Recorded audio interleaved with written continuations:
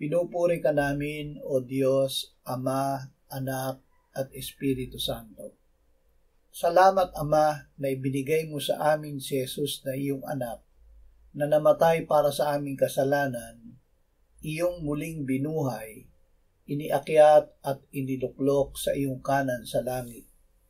Salamat na ibinigay mo sa amin ang iyong banal na Espiritu, at sa pamamagitan niya ay ibinuhos mo ang iyong pag-ibig sa aming puso.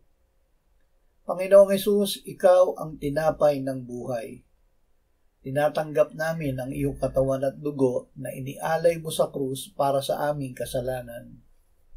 O aming tinapay na buhay, sinusuko namin sa iyo ang aming buong pagkatao upang panahanan mo sa araw na ito. Amen.